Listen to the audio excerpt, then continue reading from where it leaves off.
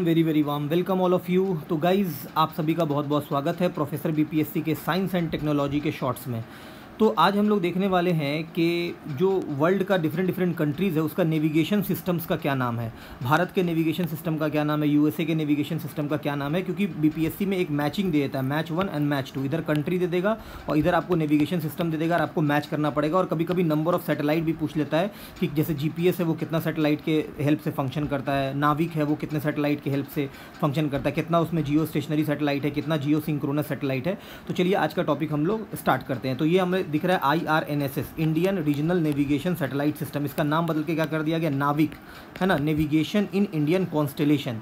ठीक है, इसमें टोटल कितना सैटेलाइट है IRNSS में, ये भारत का, इसमें 7 सैटेलाइट है, 3 जियो स्टेशनरी सैटेलाइट है और 4 जियो सिंक्रोनस सैटेलाइट है। जियो स्टेशनरी सैटेलाइट कितने किलोमीटर पे रहता है, 35,786 किलोमीटर पे, मतलब लगभग 36,000 किलोमीटर पे रहता है और ये 1420 करोड़ रुपए के लागत से बनाया गया है। इसका रेडियस बहुत इंपॉर्टेंट, रेंज याद रखना है, 1500 किलोमीटर। ये एग्जाम में पूछता है, 2-3 बार पूछ चुका है डिफरेंट एग्जाम में कि 1500 किलोमीटर अप टू 1500 किलोमीटर इसका रेंज है।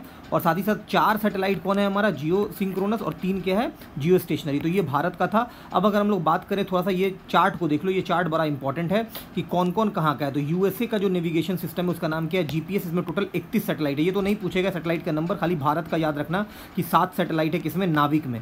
ठीक है, बाकी दूसरे जगह का याद करने का जरूरत नहीं है, नहीं पूछना चाहिए, मुझे नहीं लगता है पूछेगा। रशिया का क्या नाम है हमारा, ग्लोनास। ग्लोनास रशिया का, याद रखना, global navigation satellite system. China का क्या है, बिडू। बिडू वही वो जैकी श्रॉफ वाला बिडू, BeiDou navigation satellite system. BDS European Union का क्या है, गैलीलियो। और इंडिया का क्या है हमारा, नाविक, navigation with Indian constellation. Total 7 है, इसमें प्लान किया गया टोटल 11। जापान का क्या है हमारा, quasi zenith satellite system, QZSS, quasi zenith, है ना। जेनिथ मतलब क्या होता है, बहुत ऊंचाई पे, हाइट।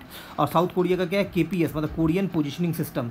इसमें टोटल 7 प्लान किया गया है और इसमें 4 है, इसमें 7 है। तो इसको याद कर लेना, बहुत इंपॉर्टेंट है, एग्जाम में मैचिंग में आता है। और ये डायग्राम बना देना अगर मेंस में आएगा तो, this diagram is very very important. और एक और इंपॉर्टेंट बात है यहाँ पे कि ये पूछता है कि work on the principle of what. तो ये ट्रायंगुलेशन प्रिंसिपल पे काम करता है। ट्रायंगुलेशन मतलब the point of intersection of 3 satellite in your destination. 3 satellite जहाँ पे कट करता है वहीं पर का ये डेटा कैलकुलेट करता है। तो याद रखना है, ट्रायंगुलेशन प्रिंसिपल पे ये काम करता है।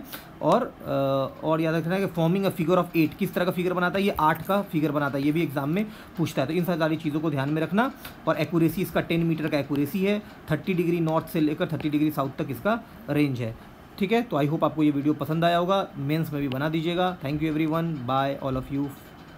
आपको PDF मेरे टेलीग्राम चैनल पे मिल जाएगा, ले लीजिएगा वहाँ से। Okay, thank you.